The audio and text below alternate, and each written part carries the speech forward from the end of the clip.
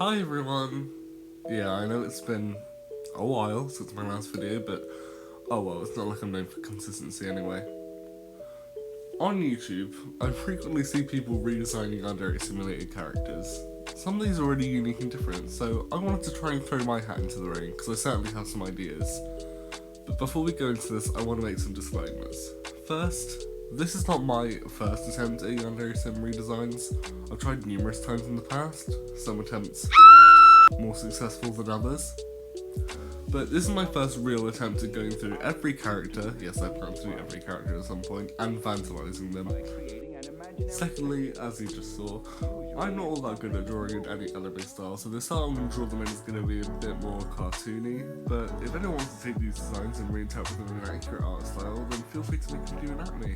I mean, that will probably not even happen. Thirdly, and most importantly, I do not support yanderedev.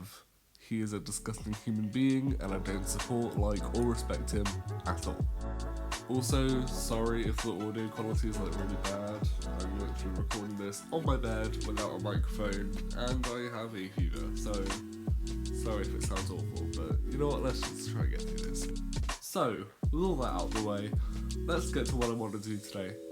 Today I plan to take 4 of Yandere Simulator's most iconic characters, pointing out what could be improved in their design and story, and applying my own ideas for how to make the characters better. Today I'll be covering Ayano, Osana, Taro, and Raibaru. Let's start with the main character herself, Ayano. Firstly, what's wrong with her design? Well, to put it simply, Ayano, the main character of Yandere Simulator, isn't a yandere. She's just not. She expresses no emotions apart from rage or violence unless she's around Taro. This is just not what a yandere is. Mr. Mahan may throw out every excuse and more about how that isn't true, but as he does with most of his terrible choices. But that won't change the definition of a yandere and how Ayano doesn't fall under it. There's also the whole middle school uniform thing, which I plan to fix for all students. Her design is also just a bit boring. She has black hair, black eyes, black stockings. And while I want to keep black as her main colour, I want to throw at least one more shade in there. Okay, now let's go on to the redesign. The main thing I wanted to achieve with Ayano is giving her an actual personality. I want to make her a girl who's friendly and social on the outside, who hides her more violent tendencies. You know, an actual yandere.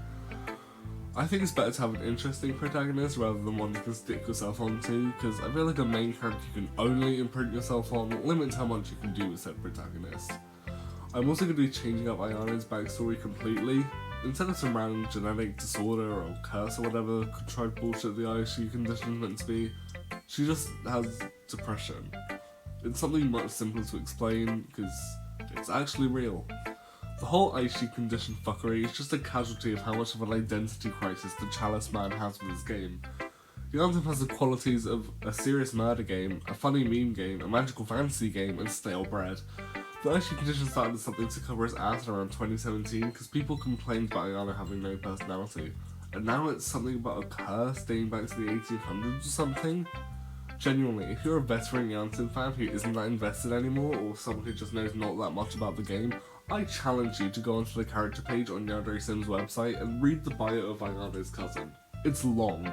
Longer than any rival's bio, or even Ayano's own bio. Keep in mind, by the way, Ayano's cousin never appears in the game. She doesn't even have a name, she's just called Cousin. Anyways, I'm getting off topic. So, her new story. She suffers from depression, which runs in her family on her mother's side.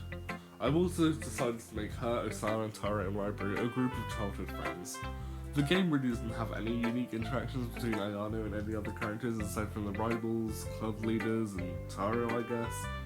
So this gives Ayano relationships with other characters and feels like she's really meant to be there.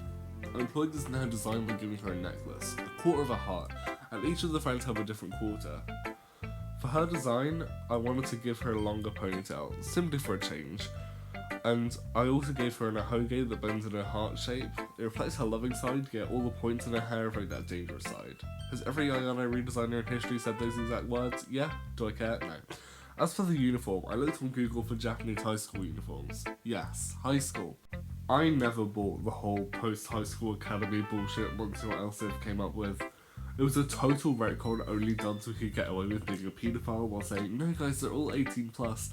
even though Ayano, a second year student, is 18, which means all the first year students are under 18, including his literal fucking sex doll, but I digress. But I hear you ask, how are you going to make all the stuff in the game okay when most of the characters are under 18? Simple. I'm going to get rid of all the pedo bait. Panty shots, gone. Pedo characters, gone. Sex trafficking, god, why is that even in this game in the first place? Gone. The basement incels may say I'm taking all the edge out of the game, but no, there's still murder, kidnapping, blackmail, and whatever the fuck else. Back to uniforms, it's canon that Ayano's timeline, which I've chosen to take place in 2016, the student population has been declining year by year. As such, the headmaster has been making reforms, such as letting students dye their hair, match accessories, and allow the occult club to open, even though it was around in 1989, so really that doesn't make much sense, does it, Dev? As a part of these sweeping reforms, I've decided that the uniform tops are allowed to be worn in multiple colours. Ayano wears grey on her uniform. I was really torn between grey and red, but grey won out in the end because I wanted her eyes, which are now red, to pop. It also gives her a more intimidating stare. I also set the school logo, I think, or the Psycho Corp logo, whatever the symbol's meant to be. I stuck it on the uniform.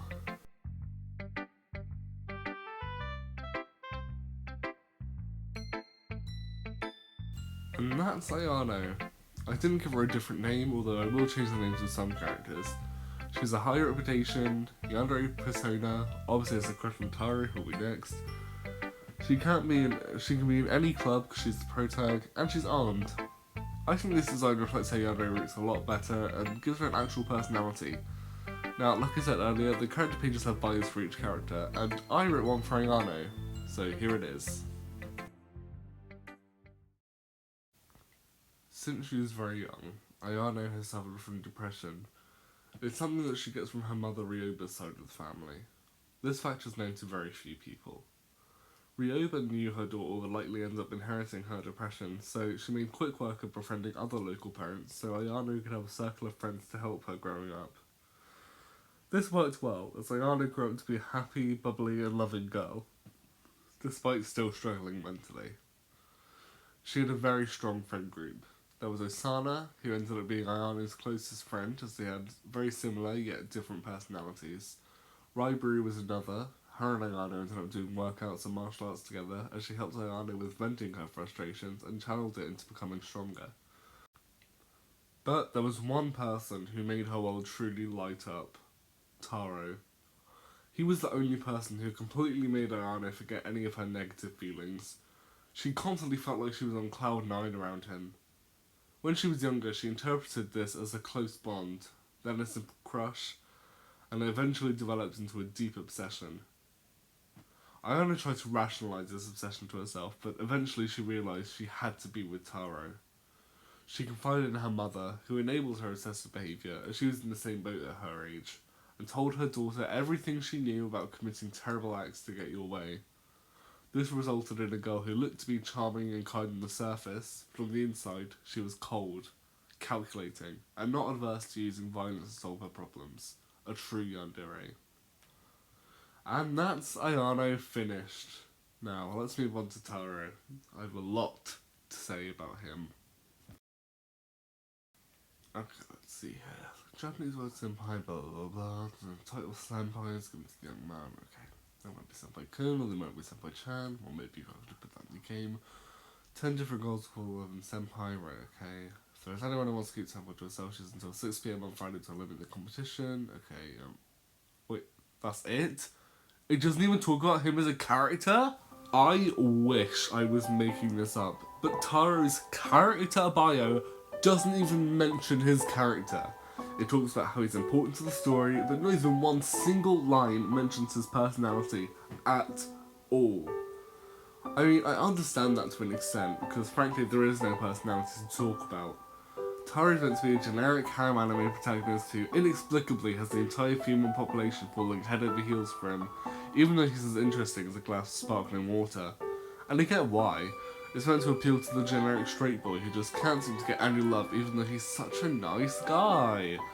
I just personally don't like that type of character.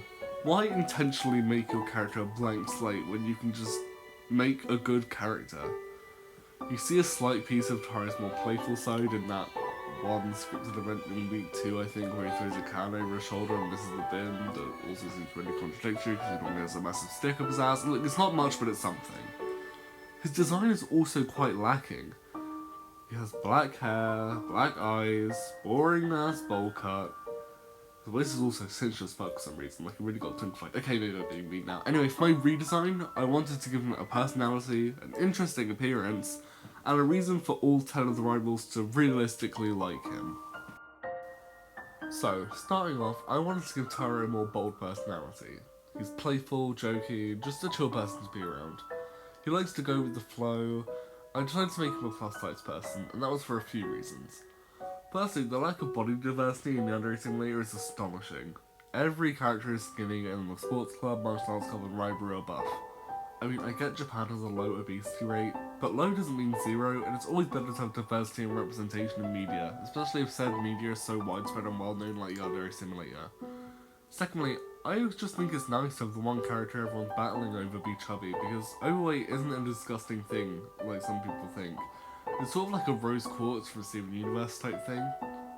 This is something that I've done in every redesign of Taro that I've done, and I wanted to keep it for that reason too. I also wanted to give him thicker eyebrows, which was 100% inspired by Kiro and Kel from Amori. I feel like Taro's personality would sort of be a combination of the two. I'm already becoming a massive sort of interest in mine in November and it hasn't left me, but you know, moving on before I start talking about that. He also has a part of the heart-shaped necklace Ayano has. My idea is that his dad works long hours as a jeweler, and Taro commissioned the necklace for their friend group when they were younger. Like I said earlier, I wanted to give all 10 rivals a reason to love him, because there really isn't any reason why an aspiring actress with a sharp tongue wants a quiet book boy who slips into a deep depression when his arm releases said book. I'll see you tomorrow, Osana. Goodbye. I'm going to get rid of or move around some of the rivals, but for simplicity and to not spoil my plans, I'll go through the 10 rivals and go through why each of them like this new Taro. Osana because they're childhood friends and have gotten along for years, same with Ayano. Amai likes him because of his easygoing personality and his love of food. Kazana because he's got a rich dad in the jewelry business and he's got a good face. Oka because she's desperate, I guess. Asu likes his confidence. Mujo and Mida like him because they're pedophiles, don't worry I'm changing them. Osori because her aggression and his coolness balance each other out. Hanako because incest, she will also be getting sorted out later. And Megami doesn't like him at all, she's just trying to get at Ayano. Back to the redesign, I wanted to give him small messy hair with the same heart-shaped ahoge that I gave Ayano. I wanted to give him hair that was more interesting than just a bowl cut. Now, in my various Taro redesigns, I've gone with a multitude of different hair colours. We tried brown, blonde, even silver, but none of them quite got the right vibe. I decided in the end to go with black, as I didn't want him to be an entirely different character. I still wanted some resemblance.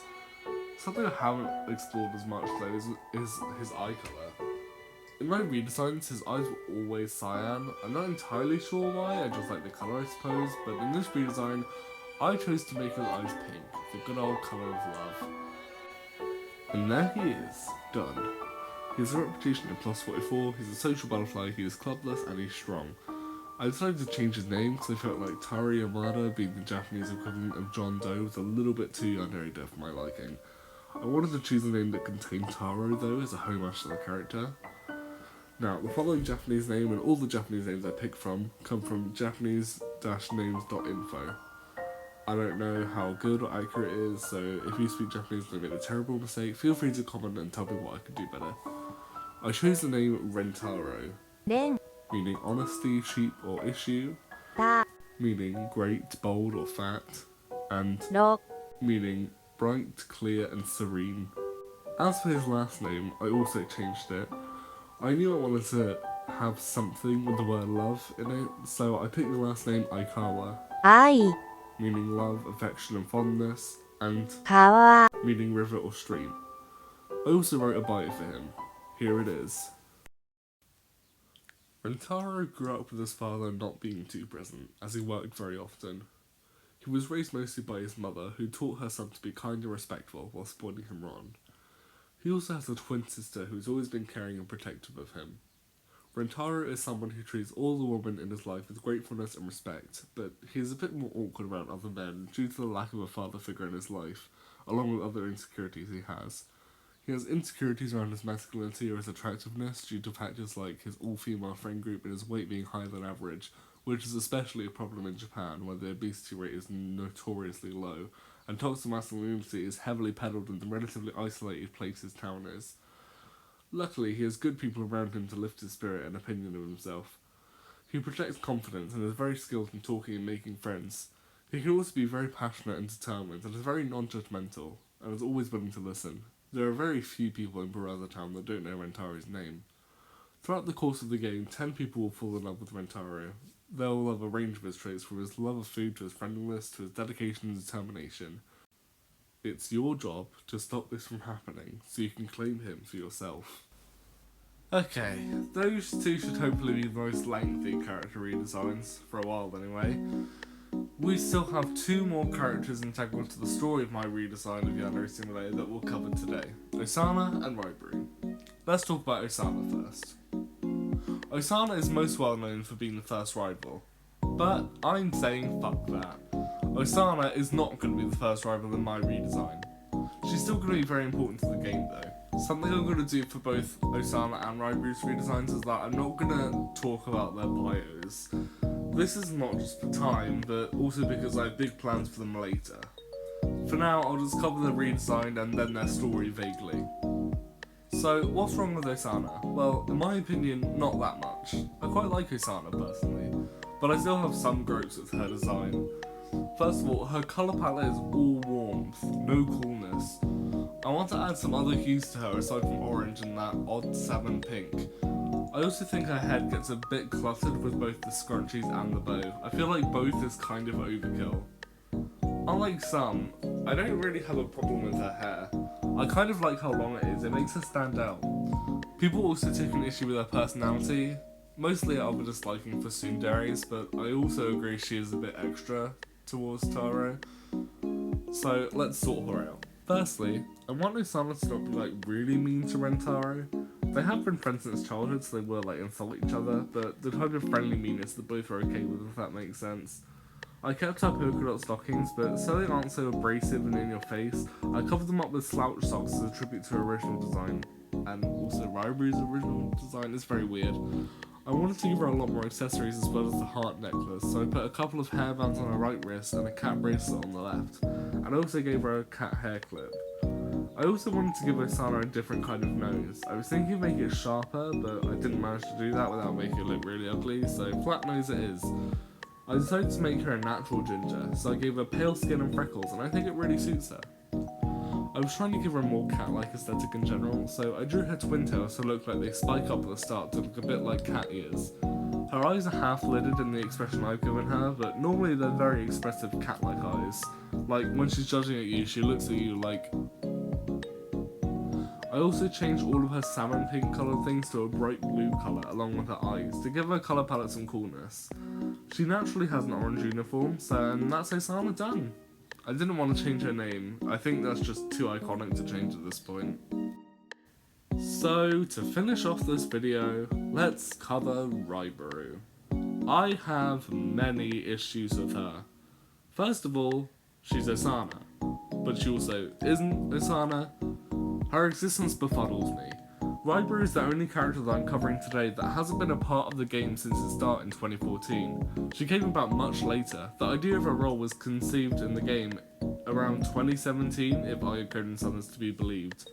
The weird part is that in 2014, Osana looked like this. This is Unity store asset Satomi Mikase.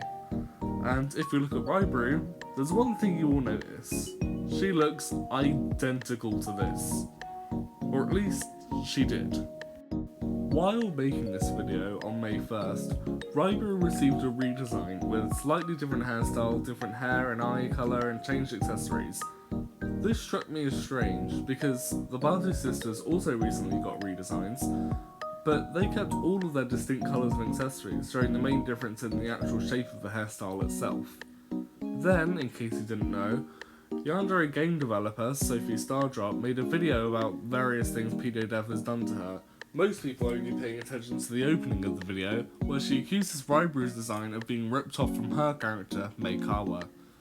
Everyone was quick to hate on her and call her delusional, which really surprised me. Hey, me from the future and a different country here.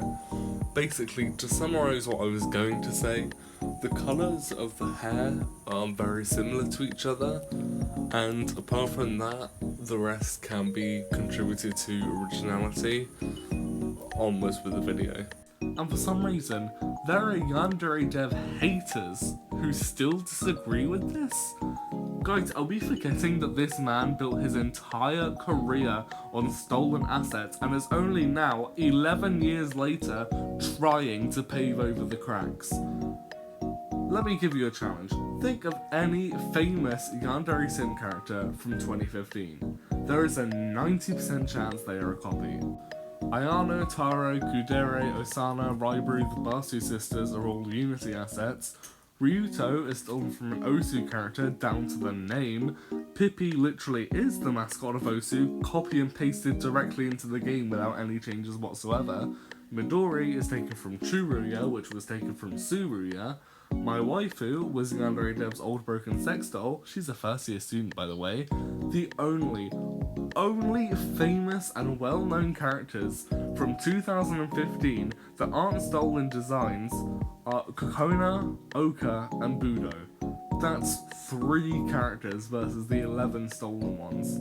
The other characters are either not well known enough to matter, or they're the Rainbow Girls, which are in a bit of a grey area because at this point they just had Ayano's hair with the ponytail stabbed in different places, with the exception of Saki, who is said to be derivative of Hatsune Miku, but that's, I don't know if that's true or not.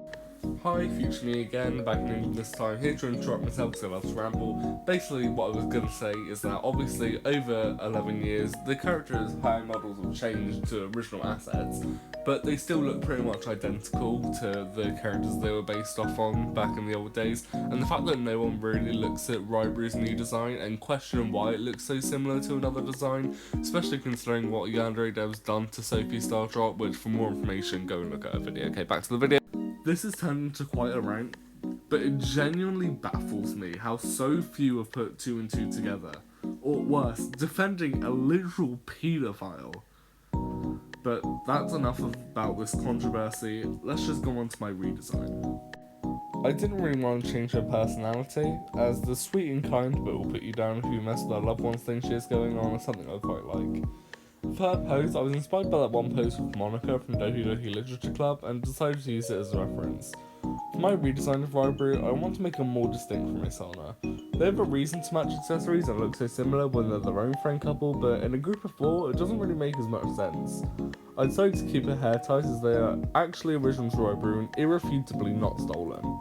I wanted to completely change Raibaru's hair to make her undoubtedly unique. I've had many ideas, from a single ponytail to maybe a bun, but the idea I decided to go with is 2 ponytails, but instead of being on the side of her head, they come down at the bottom and hang down in front of her rather than behind.